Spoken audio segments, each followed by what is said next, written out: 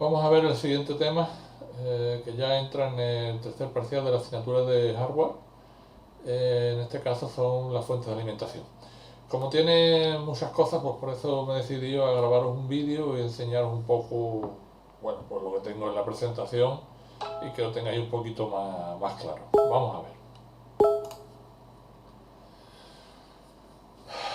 Bueno, en principio aquí os habla del concepto. Como veis en el tema de los dibujos, lo que aparece son fuentes de alimentación portátiles, externas, para dispositivos portátiles normalmente. Las fuentes de alimentación aparecen en todos los dispositivos hardware que os imaginéis, tanto ordenadores, televisores, router y otros dispositivos. Tenéis que saber diferenciar perfectamente entre lo que es la corriente continua y la corriente alterna. Como sabéis, la corriente continua tiene una señal continua, como su nombre indica, mientras que la corriente alterna, la señal que tiene es sinusoidal, es decir, es una señal que va subiendo y bajando, ¿vale? Los dispositivos que nosotros vamos a estudiar funcionan todos con corriente continua, ¿vale? Tanto los discos duros como lectoras de CD o cualquier otro dispositivo hardware. Aquí os pongo que en inglés normalmente las fuentes de alimentación se conocen con el nombre o las siglas PSU, como veis que vienen del inglés Power Supply Unit, y en el dibujo lo que podéis ver es una fuente de alimentación abierta con todos sus componentes, ¿vale? Aquí os comento que normalmente la tensión eléctrica que hay en España tiene una tensión de 220 voltios y funciona a 50 Hz, es decir que digamos que por segundo la señal esta que os estoy diciendo, que es en plan de un sinusoide, pues cambia 50 veces. Es una corriente, como os estoy comentando, alterna, es decir, no tiene polaridad, no tiene positivo y negativo, sino que en cada segundo esa polaridad va cambiando, pues como estáis viendo, en este caso 50 veces. La fuente de alimentación tiene que funcionar normalmente con 5 y 12 voltios. Ahí, como veis, pone algunas más, pero actualmente los dispositivos funcionan con dos corrientes, 5 y 12 voltios en corriente continua. Digamos que en la fuente hay cuatro procesos fundamentales: el proceso de transformación, la rectificación, el filtrado y la estabilización. El primero de ellos es la transformación, se entiende perfectamente, es decir, podéis pensar en que la tensión de entrada son 220 y esto lo que hace es convertirlo a una tensión bastante más baja, de 5 y 12 voltios, ¿vale? Que es básicamente lo que se necesita. Ahí en el dibujo de la izquierda podéis ver algunos transformadores. Luego viene la parte de la rectificación. Como estáis viendo en el gráfico este que aparece abajo, un segundo que os pongo el puntero, aquí abajo, en esta parte de aquí abajo veis perfectamente qué es lo que hace la rectificación. Es decir, la señal, como estáis viendo, es una señal que tiene, digamos, una parte positiva y una parte negativa. Bueno, pues esto lo que hace es quitar la parte negativa y quedarse solo con la parte positiva de la señal, ¿vale? Para que nunca baje de 0 voltios. En la siguiente diapositiva se habla de la parte del filtrado. En el filtrado lo que hace es que estos picos, la señal tiene unos picos muy pronunciados, bueno, pues lo único que hace es redondear un poco esos filtros, aplanar un poco, como estáis viendo, la señal, ¿vale? Y en la parte 4, la parte de estabilización, bueno, pues lo que consigue es tener una señal totalmente plana, ¿vale? Que es lo que nosotros buscamos. Nosotros realmente lo que estamos buscando es una señal plana que no tenga altibajo. Entonces, esta es la parte de la estabilización. Antiguamente, lo que era la tensión eléctrica variaba muchísimo. Si no estaba en 220 voltios siempre, sino que subía a 240, bajaba a 210. Bueno, pues siempre los televisores antiguos y ese tipo de aparatos antiguos llevaban un estabilizador aparte que conseguía eso, aplanar un poco la señal y evitar esos altibajos. Aquí arriba tenéis los gráficos que resumen los cuatro pasos que hemos visto, ¿vale? Importante es que conozcáis la diferencia entre lo que sería una fuente tipo AT y una fuente tipo ATX, ¿vale? Las fuentes tipo AT, es este dibujo de la izquierda, son fuentes de ordenadores antiguos. ¿vale? Y las fuentes ATX son los que utilizan los ordenadores que ustedes estáis viendo actualmente. Como veis, los conectores son distintos. Estos son conectores AT, mientras que estos de aquí, bueno, veis que tienen más cantidad porque los ATX tienen más dispositivos y los conectores son básicamente distintos, pero los veremos a continuación. Importante es que los AT funcionan con un interruptor. Aquí arriba también lo podéis ver en el esquema, un interruptor, ¿vale? Mientras que los ATX, lo que es el apagado, el software, y el encendido se hace a través de un pulsador. Esa es un poco la diferencia principal. Bien, aquí tenéis otra fuente AT con más detalle, donde estáis viendo el interruptor que la caracteriza. Estos dos enchufes que estáis viendo son los enchufes principales de la placa base, se llaman P9 y P10. Y aquí tenéis enchufes típicos mole, estos son para unidades de 5 1/4, lectora, bueno, 5 1/4 o discos duros también. Mientras que este pequeñito de aquí es un conector de floppy, de disquete.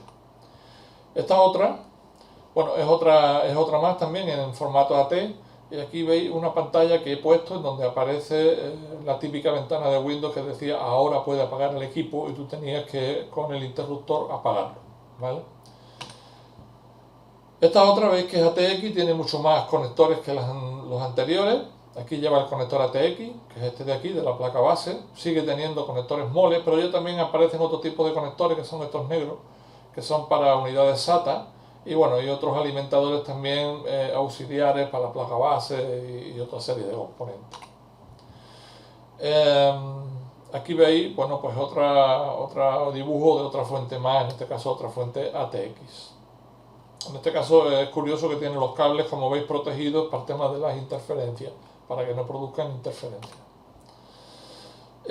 Otro parámetro que también tenéis que conocer de las fuentes de alimentación es el tema de la potencia, ¿vale? Esta fuente que os pongo aquí es una fuente bastante antigua, tiene 300 vatios. El tema de la potencia es, digamos, la capacidad que tiene de alimentar dispositivos, es decir, que puedas ponerle más o menos cosas que alimente esta fuente de alimentación. Aquí hay un detalle de un conector de una placa base, conectores, antes dije P9 y P10, me equivoqué, eran P8 o P9, ¿vale? Bueno, como veis, esto es un conector típico antiguo en fuente AT y aquí tenéis los cables, que son los que traen la fuente de alimentación. Aquí abajo lo veis un poco más en detalle, eran dos cables distintos. Además, si os equivocabais, lo podíais poner en sentido contrario y conseguir romper la placa base. Era importante saber que los cables negros, que son los que están en esta punta y en esta punta, debían de ir juntos, ¿vale? No se podían poner al contrario porque si no la placa, como digo, sufría las consecuencias. Formato ATX, pues veis que se presentó a finales del año 95 y bueno, definió distintos nuevos tipos de conectores que luego se han ido revisando y ampliando. Aquí yo os he hecho un poco un esquema de todos los conectores que os podéis encontrar en este formato. Y vamos viendo cada uno de ellos. Este primero, que está marcado con el número 1, veis que se llama técnicamente, tiene este nombre bastante raro, AMP 171822-8, ¿vale? Y este es el conector típico que todo el mundo conoce, no por el nombre de arriba, sino por el conector de floppy o de disquetera. Es el conector de alimentación de un floppy o disquetera de 3,5. Este otro de aquí es el conector de corriente típico para unidades IDE, ¿vale? También ahí pone conectores PATA, ¿vale? Ese tipo de conectores llevan dos tipos de corriente. Ahí pone 3, pero bueno, básicamente los nuevos, los que hay ahora mismo, llevan dos tipos de corriente, a 5 y 12 voltios. Los 5 voltios lo hace el negro con el rojo y los 12 voltios lo hace el negro con el amarillo, ¿vale? Este otro de aquí, el número 3, es un conector de alimentación SATA, como estáis viendo, es el que llevan los discos duros SATA o las lectoras de CD o DVD SATA, y lo mismo que el anterior. En este otro de aquí, marcado con el número 4, es un conector de 6 pines. Bueno, hay veces que lleva 6 y otras veces que lleva 8, por eso pone 6 más 2. Y esto es para compatibilizar con versiones anteriores. Esto se usa normalmente como alimentadores adicionales en las tarjetas de vídeo. El número 5, pues bueno, es otro conector también bastante parecido al anterior, en este caso es de 6 pines, y lo mismo que el anterior también se utiliza para temas de tarjetas de vídeo. ¿Sabéis? Las tarjetas de vídeo potentes suelen llevar un conector adicional, aparte de alimentarse por el slot de la placa base, se alimentan también con este conector. El 6 y el 7, como veis, es un conector de 8 pines y este otro es de 4 más 4. Bueno, estos son los conectores que se llaman P4. Estos son los típicos conectores que sirven para tener una alimentación adicional para la placa base. Normalmente todos los procesadores a partir de los Pentium 5 suelen llevar estos conectores adicionales. Y por último, el número 8 es el típico conector ATX, es el conector general o principal de alimentación principal de una placa base ATX. Este conector al principio llevaba 20 pines, pero actualmente lleva 24. ¿Vale? Se le añadieron 4 pines más en las revisiones actuales, a partir de las ATX 2.0. Bueno, aquí deciros que el conector ATX evidentemente no transmite información, esto solamente lo único que transmite son corriente, ¿vale? No transmite información. Y aquí os he puesto una placa base donde veis el conector principal ATX y estos de aquí abajo, como veis, son conectores adicionales. Normalmente llevan estos de 8 pines y estos de 4 porque hay fuentes de alimentación que traen el de 4 y las más modernas traen el de 8. Entonces, para que sea compatible, suelen llevar los dos tipos de alimentadores auxiliares. Esto es el esquema, ¿vale? Es el esquema de corrientes del conector ATX. Como veis, aquí arriba tenéis los primeros 20 pines y abajo están los 4 que se añadieron a la revisión. Vale, nos habla del concepto de conector Molex. Bueno, un conector, digamos que es un nombre que se le da a este tipo de conectores. Antes, en el dibujo anterior, yo os comentaba que estos conectores eran para unidades patas. Bueno, es verdad también, ¿vale? Pero técnicamente se llaman conectores Molex. Los hay hembra y macho, ¿vale? En este caso, como veis, es hembra, porque el que suelen llevar las unidades, tanto los discos duros como las unidades de CD o DVD, son machos, ¿vale? Este, como veis, es un conector macho, ¿vale? Este funciona, es un conector macho aéreo, porque este sirve para alargar un cable hembra. Es decir, cuando no tenemos suficiente longitud, pues ponemos este tipo de conector. Bueno, ahí tenéis un poco todo lo que hemos visto antes, ¿vale?